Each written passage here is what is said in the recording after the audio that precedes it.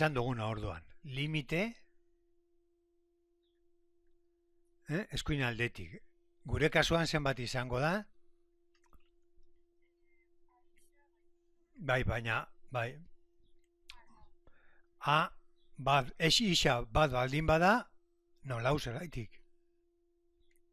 Hau lehenik, por la derecha, bueno, baina hau izango da, A, biderixa, A, ez? Gehi bi, zati bat, berdin lau, orduan, A, zenbat izango da, bi, bestaldera pasau, A, berdin bi, bai? Orduan, hori jarraia izateko, izan behar da bi. Bebai, suposatzen zen, F de bat izan behar zela bebai lau. Baina F de lau, F de bat hau izango da, ba, bueno, orain kalkulatuko dugu zenbat izango den.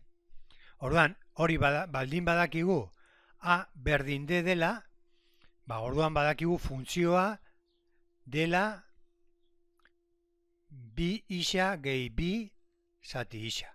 Bai? F de isa por la derecha, esango dugu. Orduan, lehenengoa egin dugu, lehenengoa atala, ez? Kalkulatzeko A. Bai, orduan A. Gero, bigarrena, zer esaten du?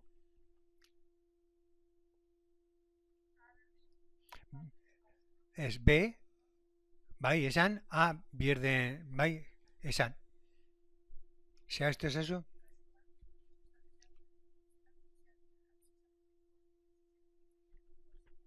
Vale, orduan ez da aurrekoa.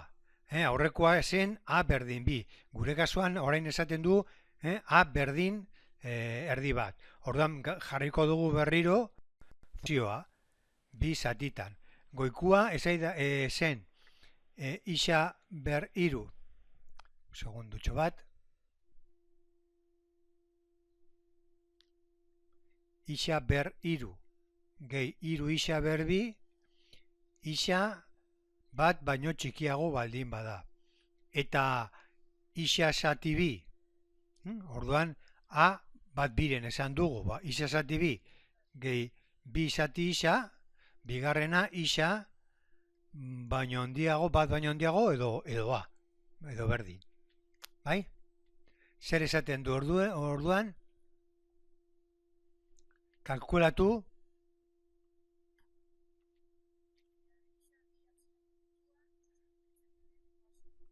Ba, orduan hemen nun dago bi hori. Bi hori hemen daukagu, ez? Orduan, hemen. Ez dakigu nun. Egongo da puntu hori, baina puntu honetan isa bi izan behar da ukitzailea. Ukitzailea izateko zer jakin behar dugu? Malda. Malda.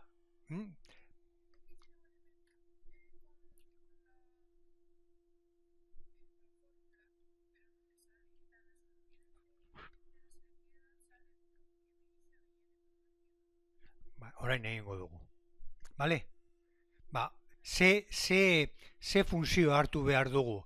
Punto bi. Bi puntuan baldin bada.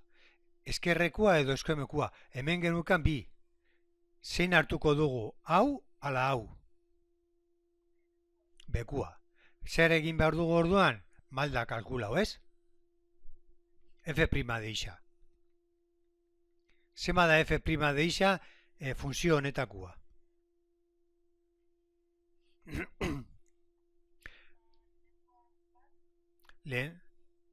Lehenengua bat zati bi, zeren da azkenean hau da bat biren biderisa, bai?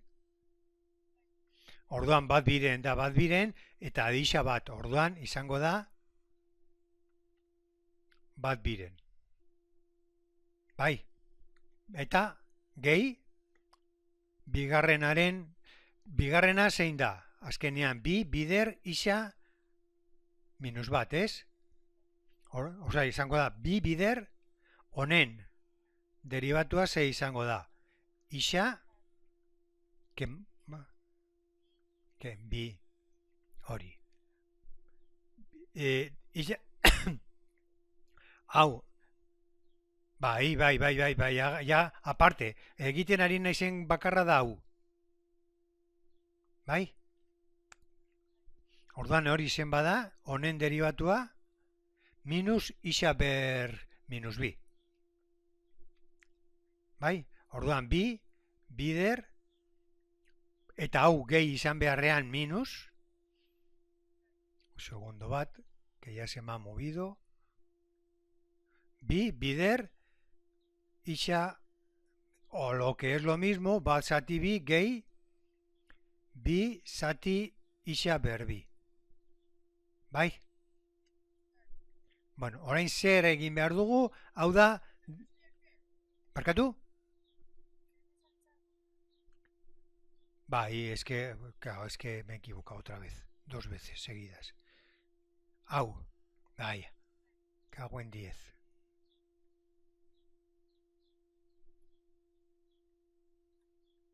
Hau, zer gehiago, zer egin behar dugu orain? Malda, barkatu? Nola atara, zer esan nahi du horrek? Mal,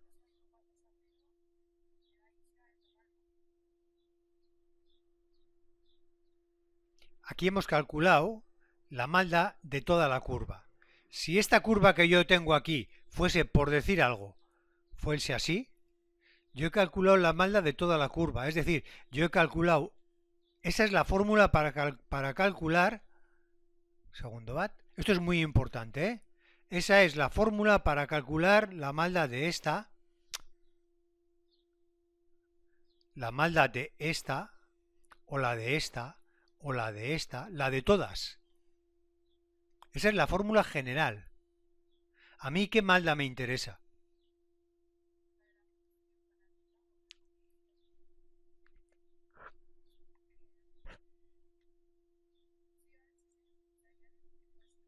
¿Se gehiago?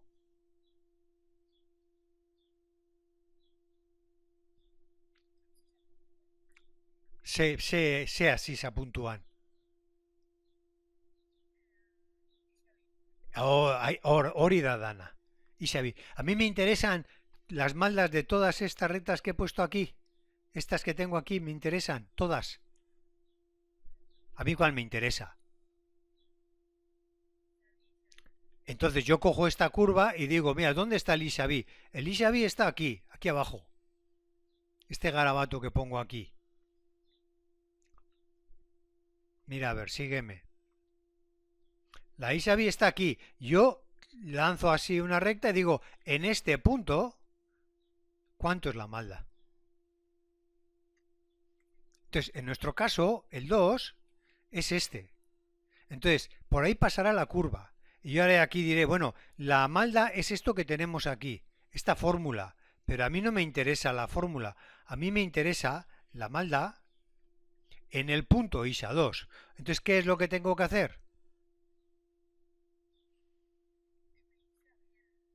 Todavía no. Yo sé la fórmula general para cualquier ISA. ¿A mí en qué ISA me interesa? Entonces, ¿qué tengo que hacer yo? F' de 2. ¿Entiendes? Seguro, ¿eh? Porque yo a mí no me interesa la malda que tenga en este punto o en este o no, a mí me interesa la que tenga en el punto 2. Entonces, pongo esto y aquí ¿qué me va a quedar? Hau izango da, bat zati bi minus bi zati bi berbi. Bai? Eta hau zen bada. Bat zati bi ken 0. Badakigula malda zen bada 0. Ja egin dezakegu ja marrazkiaren zuzenkiaren marrazkia. Zeren 0 baldin bada nolako mota da. Horizontala, ez? Bueno, baina emango dugu ez duela ematen 0, ematen duela bi, me da lo mismo. Bi. Bueno, si me da eso, ¿yo qué tengo que hacer ahora? Tengo que calcular la ecuación de la función. ¿Cuál es la ecuación? A ver, vamos a ver como siempre. el dibujo que me gusta tanto a mí. Ya sé que soy un pelma, pero veo que no me acabáis de hacer caso. ¿Mm? ¿Cuál es la maldad de esta Susenki? La maldad de esta Susenki es, yo para hacer la maldad de esta Susenki hago esto. Punto hau, eta punto hau, bi punto. Bai ala ez. Punto bi eta punto bat. Honen malda eta hau ze izango da. Isa bi eta hau, isa bat eta hau. I bi eta hau, i bat. Bai? M, zer da M? ¿Cuál es? Apa, espera, ¿eh? Por definición, espero que no se me haya borrado. M, joe.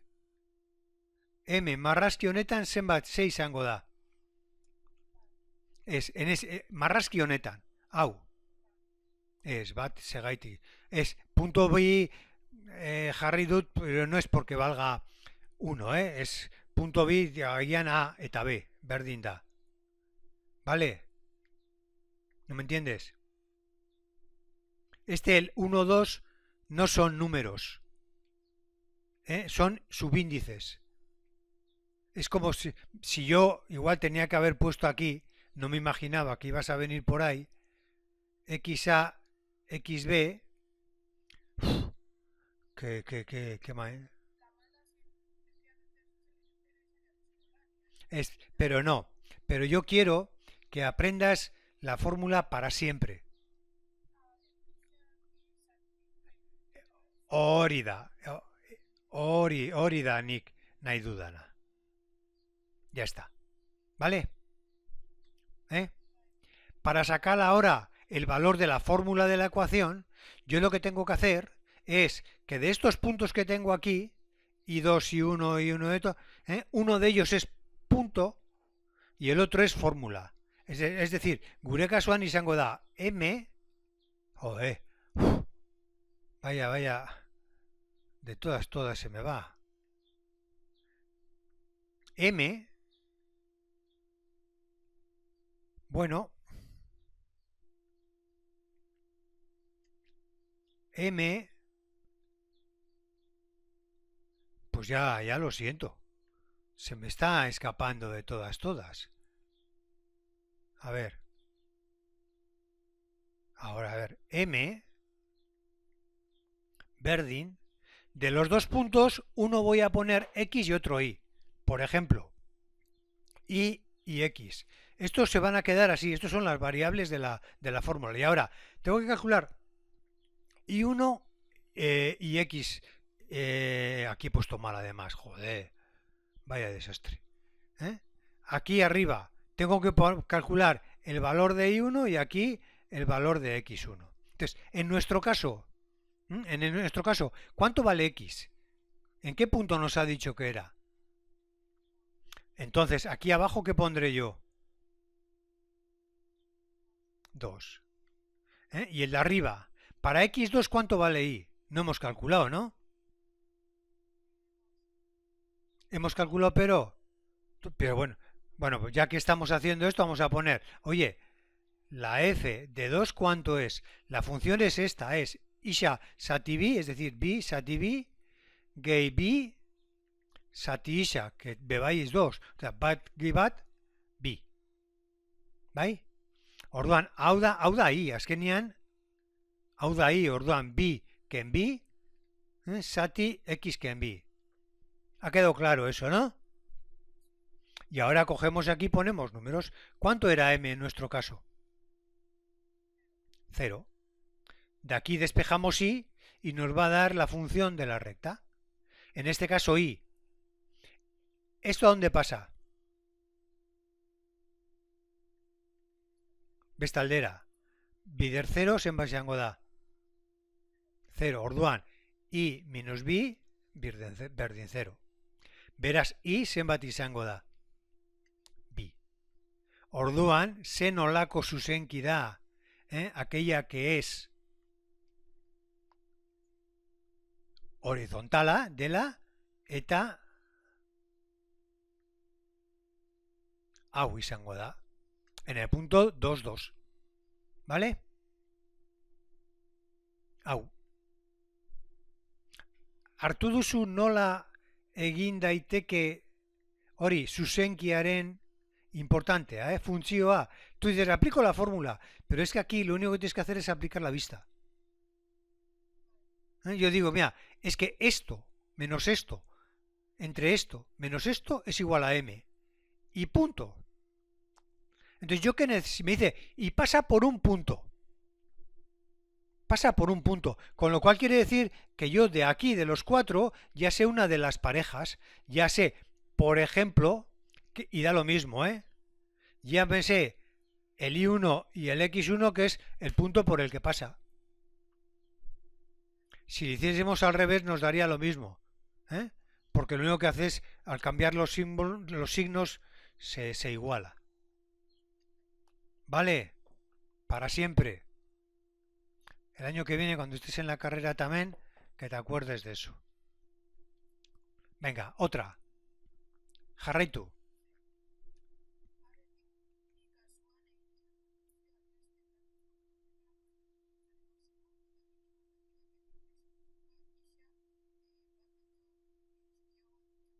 Vale. Orduan, zer esan du, A, B denean, kalkulatzeko, irudikatu. Grafikoa eta máximo eta mínimo, erlatiboak. Eta inflexio puntuak, isa minus bat denean. Entonces, pues tenemos que hacer la función. Horretarako, nik ez dut hemen, hau kenduko dut. Vale? Guzti hau kenduko dugu.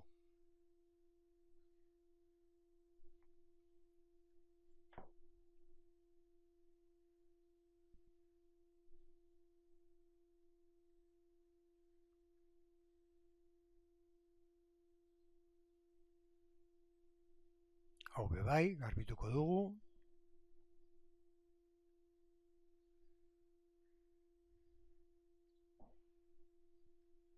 Eta berriro gora.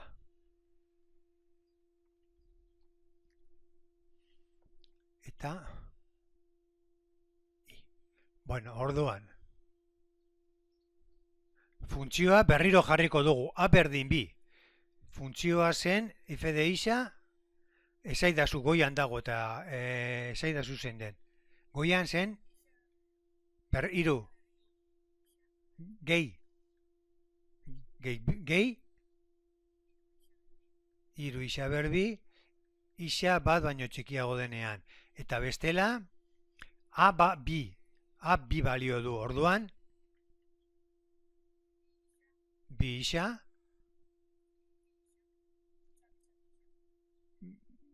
bi zati isa. Horrela ez? Eta ze puntoa eskatzen du aurkitzeko maximo eta minimo? Maximo eta minimo. Zer egin behar dugu kalkulatzeko maximo eta minimoa?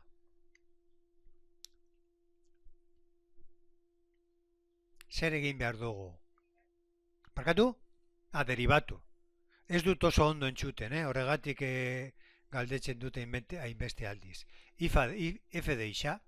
Lehen da bizi egingo dugu isa minus bat. Bai? Zenbat izango da derivatua? Bai.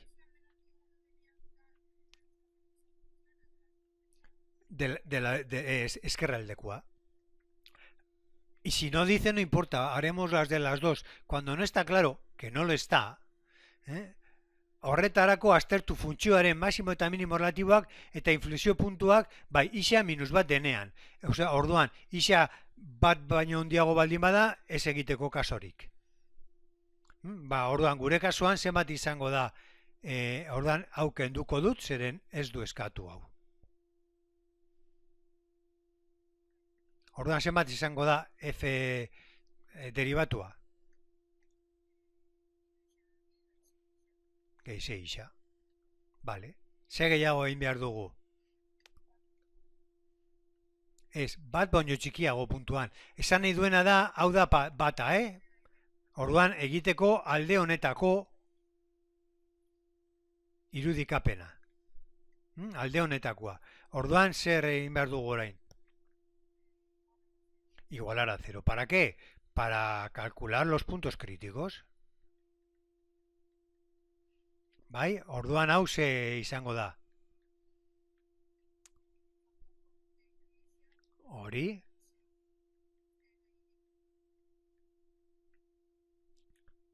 Hemen hiru isa jarri esan duzu. Orduan hemen nik segundotxo bat kenduko dut hau eta kenduko dut hau. Orduan hemen isa eta hemen bi. Orduan hemendik zenbat balore sortzen dira. Zeinek. Hemendik 0 eta hemendik bi. Bai, bi. Bi, ez aquí, zuk ez. Minus bi, ez? A ber, isa gehi bi berdin 0. Beraz, isa zenbat? Bi bestaldera pasatzen da, orduan hemen minus bi. Bi puntu horiek. Badakigu punto berezi horik daudela. Bata hemen eta bestia hemen. Bueno, hemen bertan ez. Hor. Bai? Ze gehiago orduan.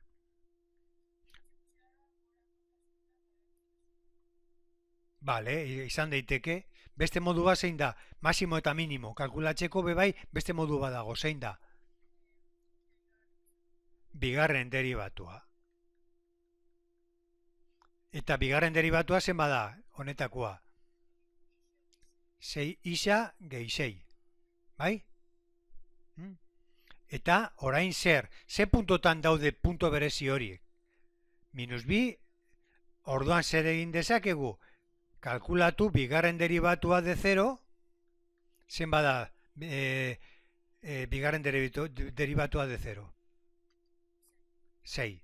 Eta bigarren deribatua minus bi. Zen bada? Minus bi bider 6.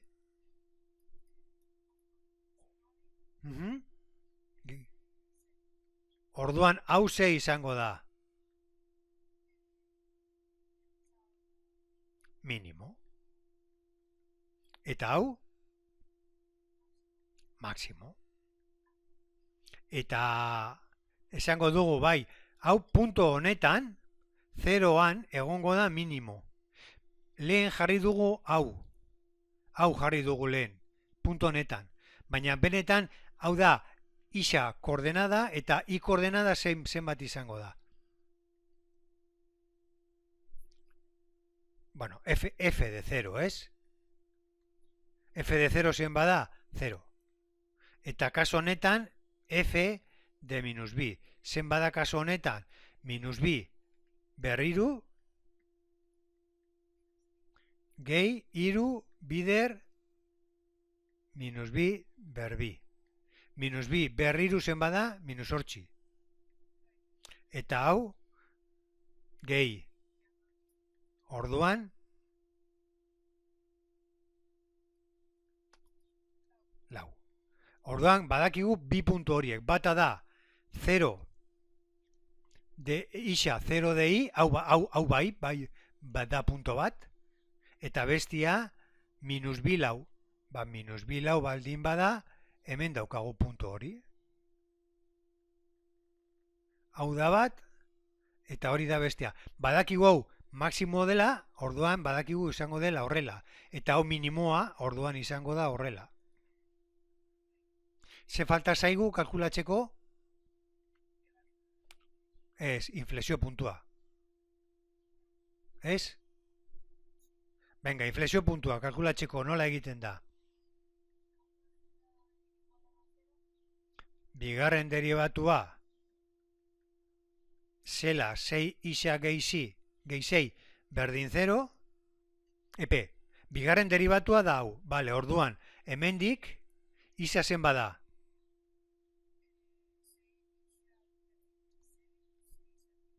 a ber, 6 isa berdin minus 6 eta isa minus 6 zati 6 orduan badakigula hemen egongo dela inflexio puntua. Hau hemendik etortzen da, orduan badakigu hau hemendik hori egingo dela.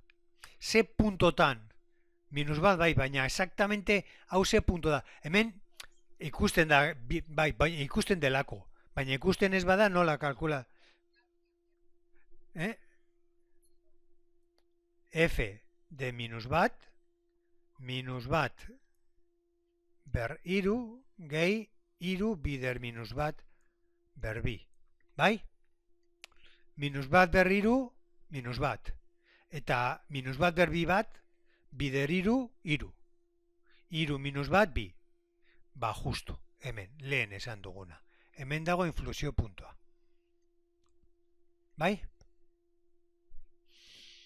Eta, bueno, egin dezakegu, bebai, nahi badugu, hau nun mosten da hemen, baina ez du, hemen en el 3, kalkulatu duzu? Kalkulatu duzu? Nola egin duzu hori?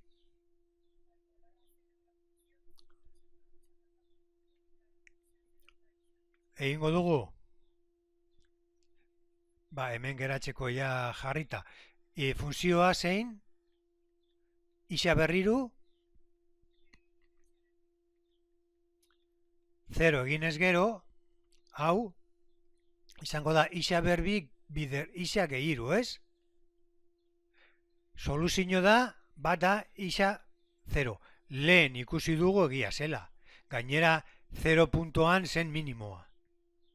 Eta bestia, isa gehi iru. Berdin 0, beraz, isa minus iru.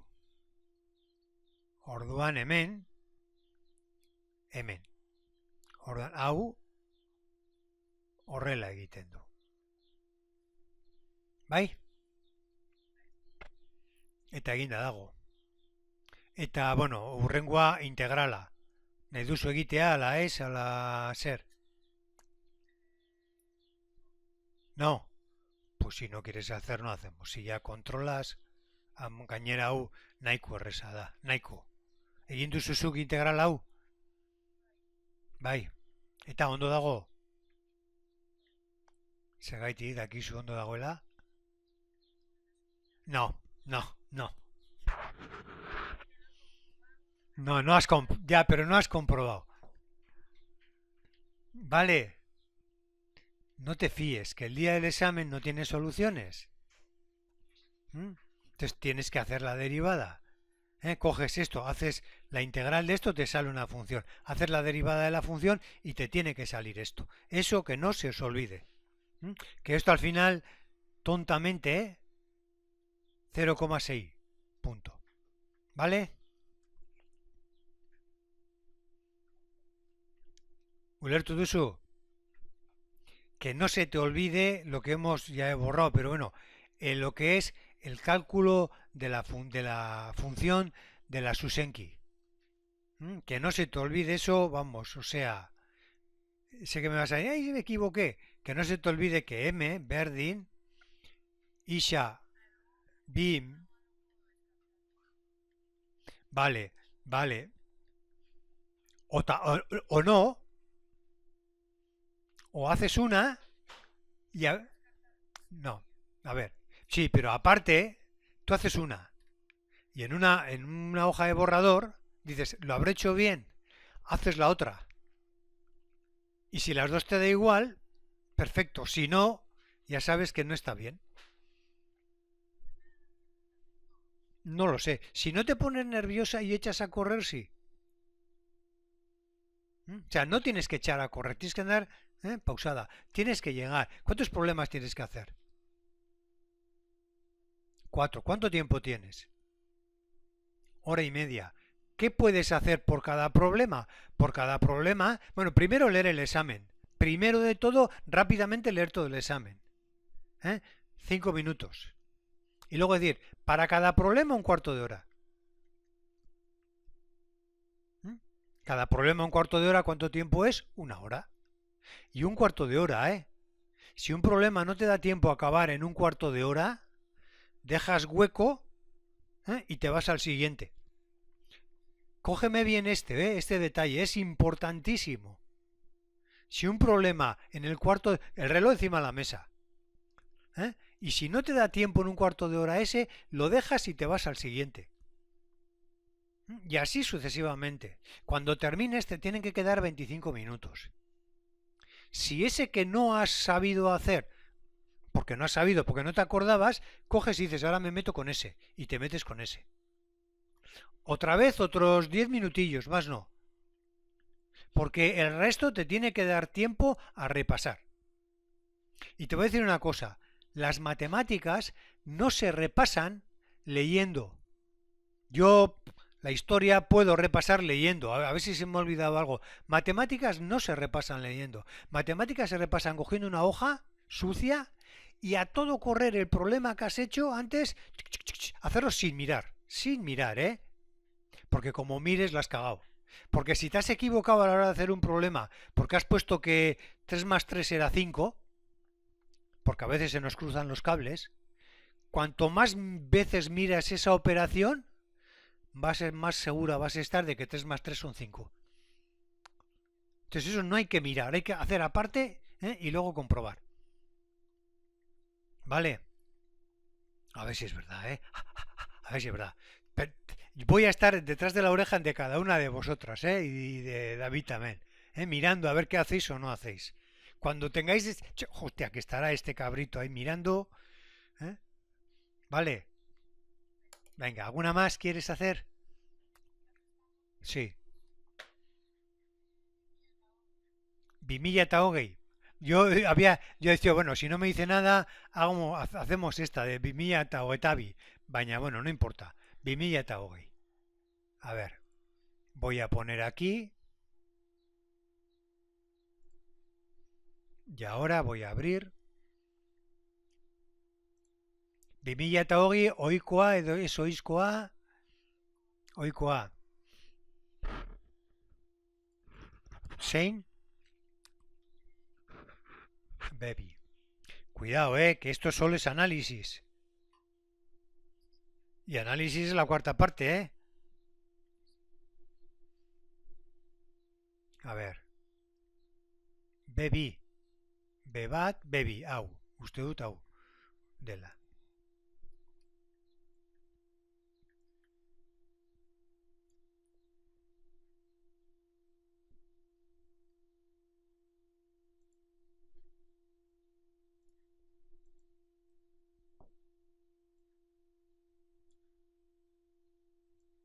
Hau da.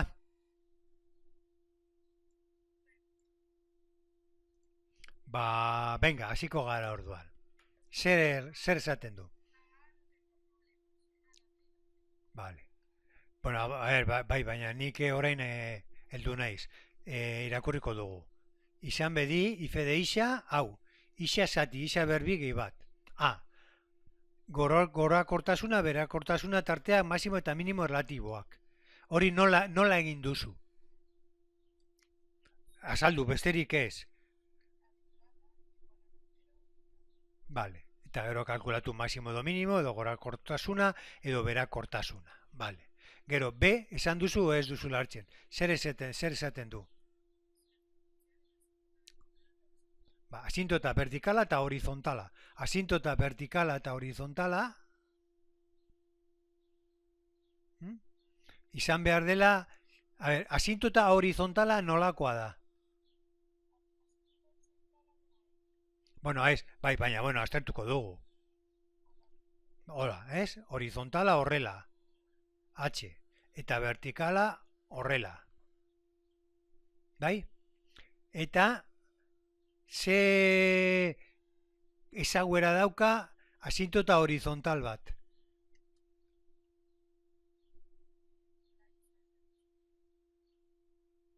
Emaz pillau. Ez daki, ez dut ulertzen.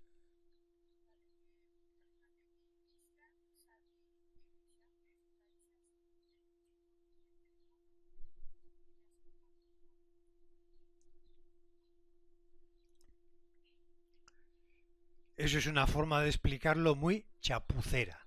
¿Cuál es la verdadera forma de explicar?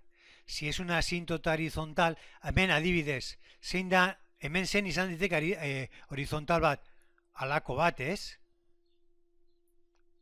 Edo alako bat, bai ala ez?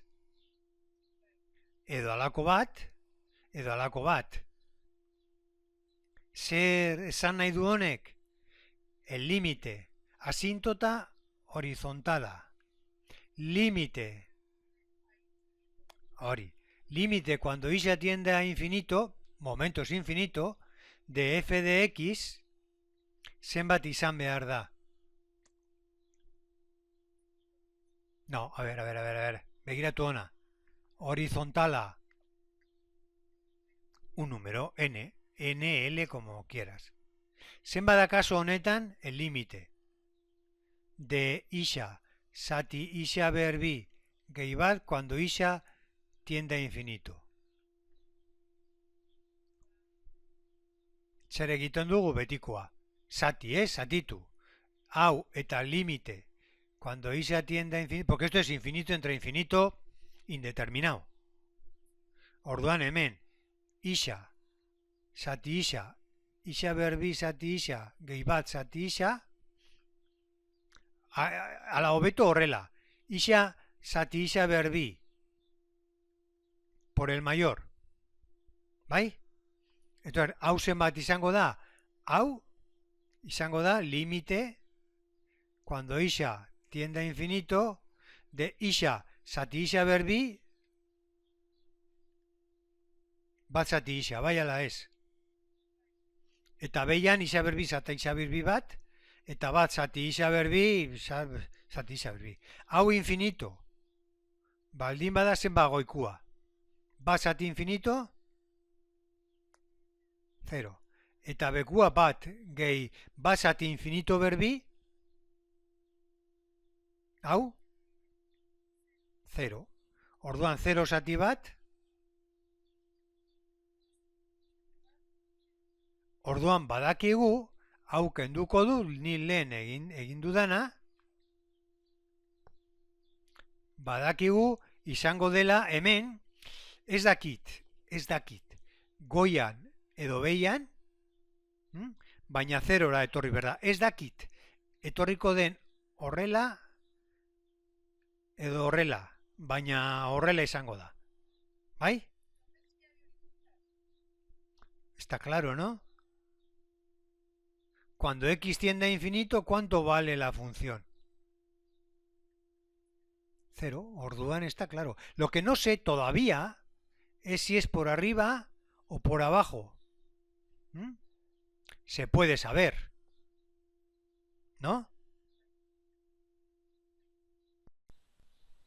Entonces, ¿cómo podemos saber eso? Pues yo qué sé, pues dándole un valor no infinito a la x, sino por ejemplo un valor de 1. F de 1, izango da bat zati, bat berbi gehi bat, hori zen bada. Bat zati bi, 0,5, ez?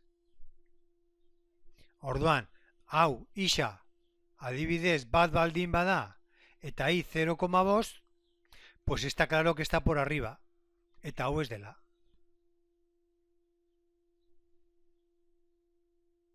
¿Bai? Por abajo no puede estar, porque si es asíntota horizontal no puede pasar de arriba abajo ni de abajo arriba. Bai? Eta orain, asíntota vertikala. Eukiko du asíntota vertikala? Zergaitik dakizu hori?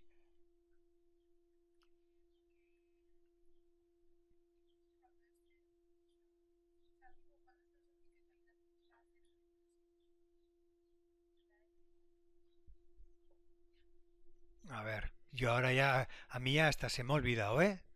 Te digo verdad que se me ha olvidado. Pero vamos a intentar, aunque se nos haya olvidado, vamos a intentar razonarlo.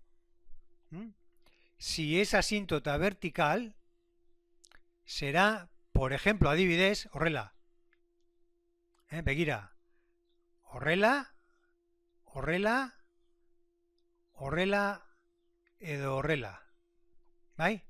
¿A cuánto tiende el límite de esa función para un determinado valor de isa? ¿Cuánto es el límite de una función? En este caso, ¿hacia dónde tiende la función en estos dibujos que hemos hecho aquí? Si es asíntota vertical. ¿A infinito o a menos infinito? O sea que hau badakigula hau dela, barkatu, hau dela, o más o menos infinito. Ez dakigu, momentuz. Para que una... Barkatu, tiene que ser el límite. Sí, para x valor un número infinito. ¿Nuestra función cuál es? Límite de isha ep.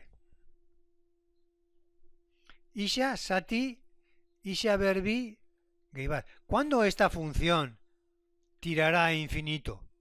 ¿Esta función cuándo tiende a infinito? Para que tienda a infinito, ¿cuánto tiene que ser esta función? ¿Cómo tiene que ser?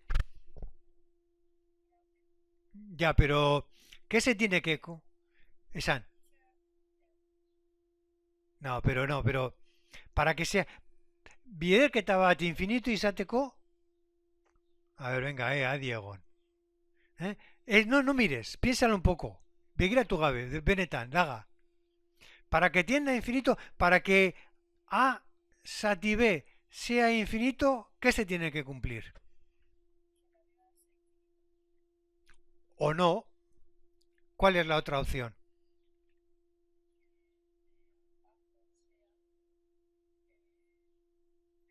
Ah, ahí estás tú. Entonces, para que esto sea infinito, ¿cuánto tiene que ser esto? Orduan, isha berbi gehi bat berdin 0. Despejau, isha berbi minus bat. Isha más menos erro minus bat. ¿Vale? A ver, pues mira, a ver, ¿es posible esto? Pues si no es posible, quiere decir que no hay asíntota vertical. ¿Lo coges? ¿Mm? Usando un poco la cabeza, sin necesidad de tanta fórmula, se puede sacar. ¿Mm? Cuando tenemos una, para que sea una asíntota vertical, tiene que ser de esta forma. A sati B. Eta B izan behar da 0.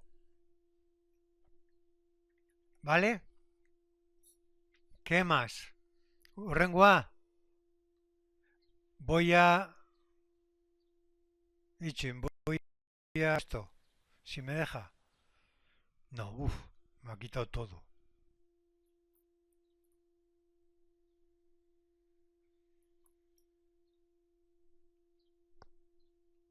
¿Vale? Venga. C.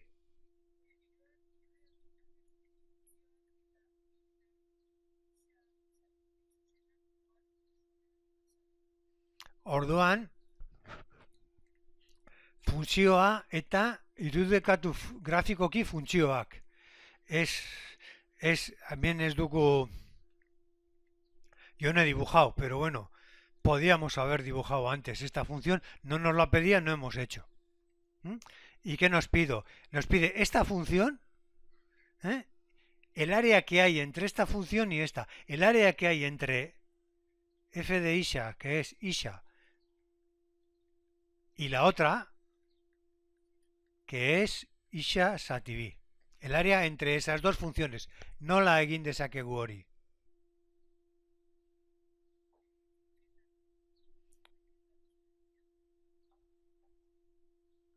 A ver, esan. Bai, eta izango da, h isa ze izango da. Zergatik gehi? No sabes. Para calcular el área entre dos funciones, ¿no decíamos que era exactamente igual? Sí.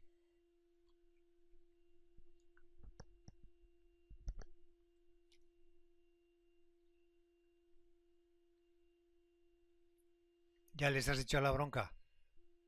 Que respeten, ¿verdad? Un poco. Como debe ser, qué coñe. O estamos o no estamos. El área entre dos funciones, por ejemplo, miramos aquí, entre esta y esta otra, no decíamos que era el área entre dos funciones es esta. No decíamos que era lo mismo que calcular el área entre la función resta de las dos. Si yo voy restando esta, voy restando los valores, aquí me va a salir otra función. No sé, me la voy a inventar, ¿eh? Aquí me va a salir, pues, aquí pasa por 0, aquí pasa por 0 y aquí pasa por 0. Pues bueno, pues voy a suponerme que es esta. Entonces, ¿es lo mismo que el área que ocupa esa función con el eje X?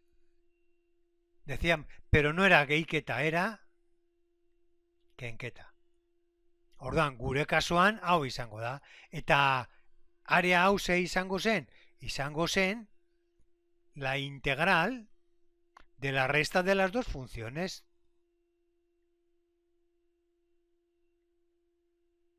La integral de esto. ¿Y cuánto es la integral de esto? La integral de esto es la integral de la primera menos la integral de la segunda. ¿Vale? A ver, vamos a ver la integral, vamos a ver si nos acordamos. ¿Cuánto es la integral de esto que tenemos aquí? De esta. La integral de ella. ¿Cómo hacemos la integral de eso?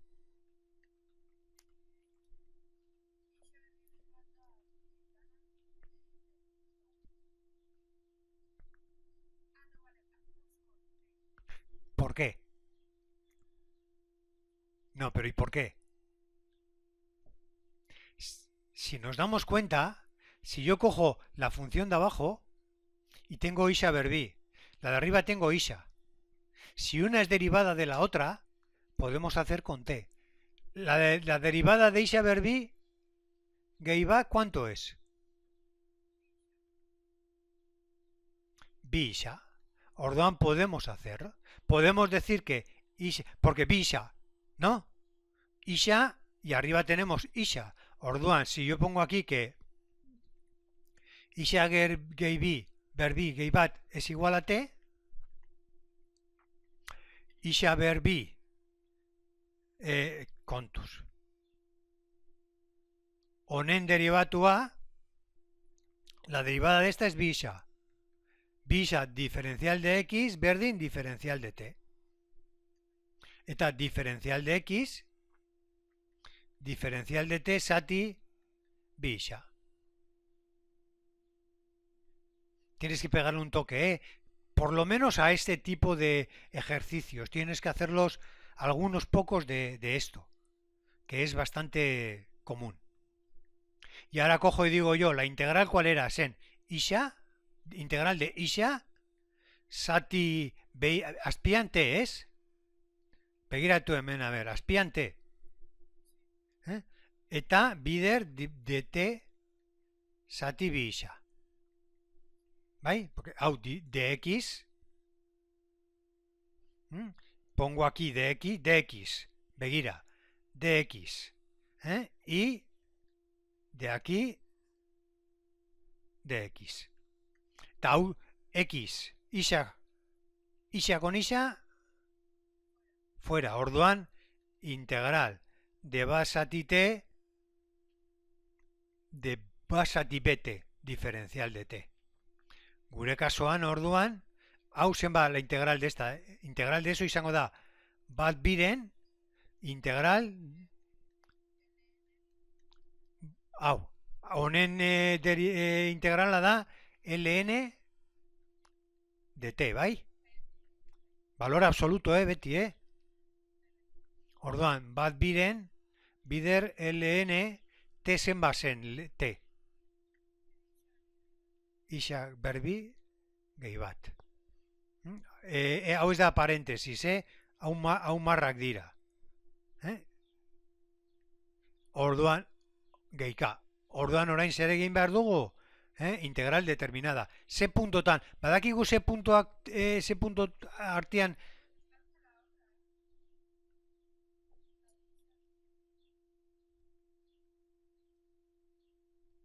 Barkatu?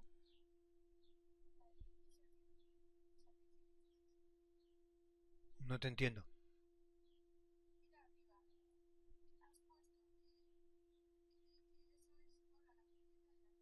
Sí. No, hemos hecho la integral de la... Ah, de la otra, claro. Bai, arrazoia duzu. Eta la integral de... Bestia zen isa zati bi, ez? Bueno, pues, entonces, hau kenduko dugu. Hau kenduko dut.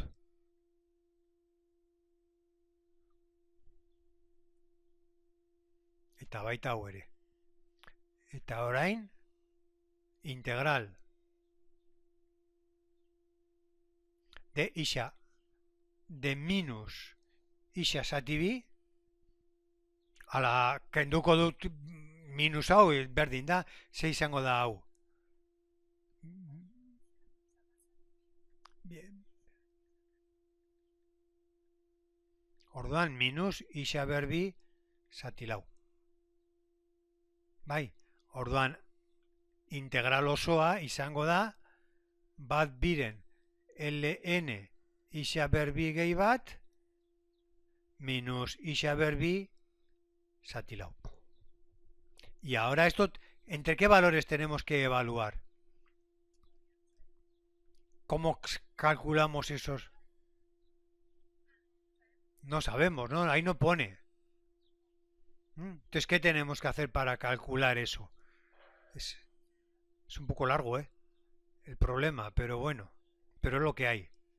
Orduan, zein zen funtzioa osoa? Isa,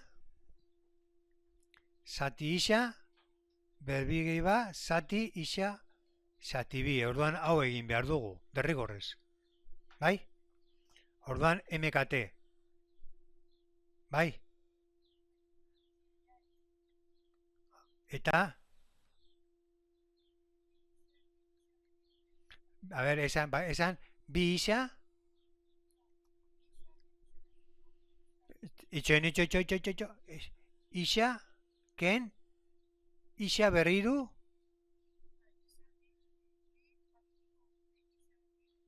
isa berbi gehi bat. Ze puntutan, hau jakiteko ze puntutan pasatzen da zerotik, zer egiten dugu. Hau, berdin zero. Hau, bestaldera pasatu ez gero, ematen du isaken isa berriru, berdin zero, bai? Orduan hemen, isa faktor komun de bat zati isa berbi, berdin zero. Orduan, punto bat, 0 eta bestia minus isa bat, orduan isa, hiru punto daukagu. Orduan, ze egin behar dugu integrala? Egin behar dugu integral bat, hau horrela da. 0 bat minus bat. Bai? Orduan, egin behar dugu bat integral bat entre 0 minus bat. Eta beste integral bat entre bat eta 0. Bi. Vale? Egingo dugu hori, sartuko dugu balore horiek hemen barruan, egingo dugu, a ber. Lehenengoa, entre 0 y 1, hau da, bat biren, ln, isa 0 berbi 0, 1, orduan hau bat, ken 0 zatilau, bai? Hau, ken bat biren, parentesi hauek beti, kontuz, honekin, parentesi hauekin, ln minus bat, ¿cuánto es ln minus bat?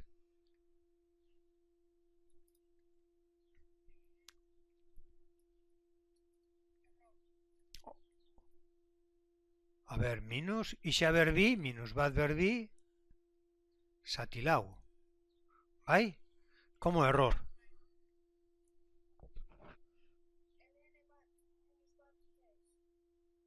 Logaritmo te va a salir error. ¿Por qué te sale error? Eso es. Pero aquí que ponía minus bat edo orduan hemen ze izango da. Bat. Que es cero. Cero por... Bueno, hau. Hau zen bada. ln bat. ln bat. Cero. Bider hau. Cero. Cero, cero. Hau zen bada. Cero. Bider bat biren, zero. Eta hau zen bata, minus bat berbiz, bat. Orduan, minus laurden. Orduan izango da, minus laurden bat. Baina gure kasuan inporta zaigu ikurrak, simboloak. Orduan izango da, laurden bat. Eta gero, beste hau. Para 1,0. Para 1,0 nos va a dar lo mismo, vaya la es, pero cambiado de lado. Eso, porque esto viene a este lado y esto otro al otro. Orduan bestia izango da minus laurden bat izan beharrean laurden bat. Ba, laurden bat eta laurden bat zenbat.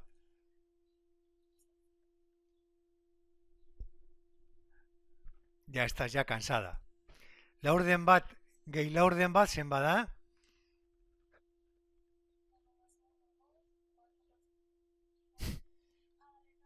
Ah, amigo.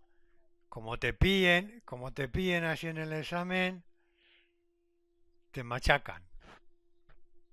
¿Vale? Hori.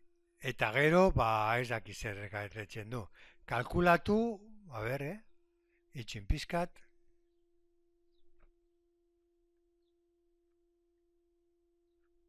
Kalkulatu funtzioaren jatorrizko funtzioa jakinik x eta bat balio hartzen duela.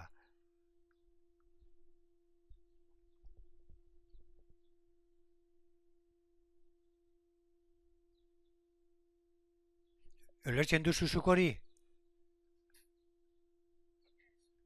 Kalkulatu funtzioaren jatorrizko funtzioa. Jakinik x berdin 0 denean bat balioa hartzen duela.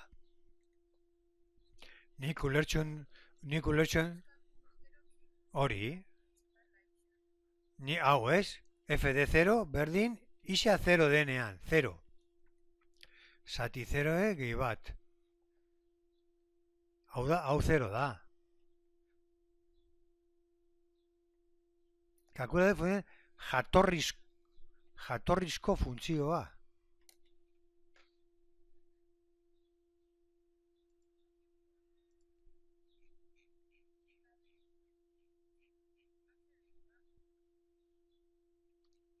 Jatorrizko funtzio.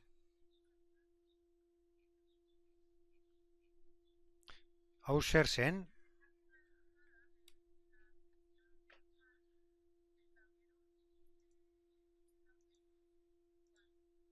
Haitzi pizkate, pilatuko dut nibe bai. Bestela...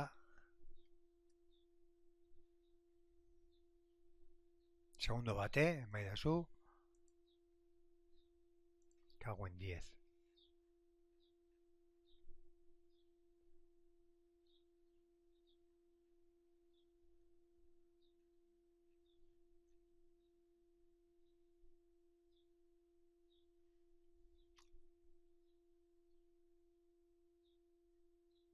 C, ba, ni daukadan hemen dokumentuan ez du egiten y encima o no es la misma o da... No, esta es otra.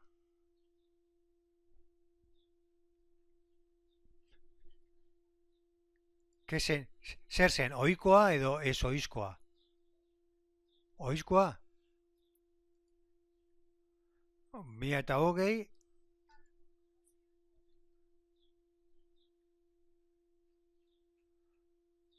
A. A ver, A. Gutxienez. A ver, bidali da su imagen A. A ver.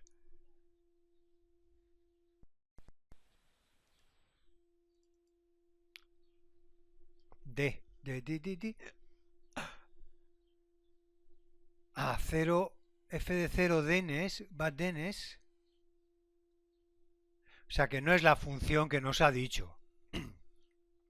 Yo no he entendido el enunciado. Ya vio. Yo creo que sí. Creo que sí.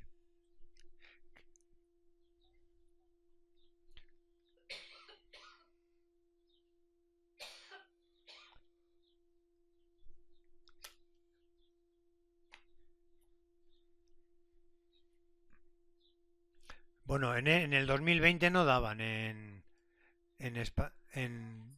ahora sí.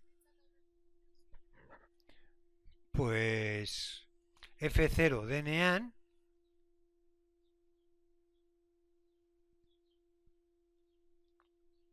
F de 0 DNAN, la integral de esa función.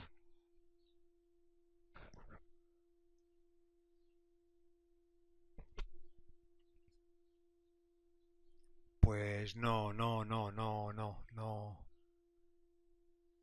le des más importancia. Últimamente no ha caído esto y es un poco rebuscadillo. ¿Mm? No le prestes atención. Si toca, pues mala suerte. Eso es. Preguntar y si te dicen bien, pero vale. Es que no me. Vale. Pues ya está, ¿no? ¿Alguna otra cosa quieres o lo dejamos o quedamos la próxima el martes? Yo os mandaré alguno más, como os dije el otro día. Hoy o mañana os mandaré algunos para hacer. Y si para la semana que viene, si queréis hacer en vez de 2 días, 3 días, por mí ningún problema. Pues el martes ya no podemos. Entonces, pues no sé, si queréis, hombre, el lunes ya tenéis exámenes, ¿no? Así, yo creía que el lunes también.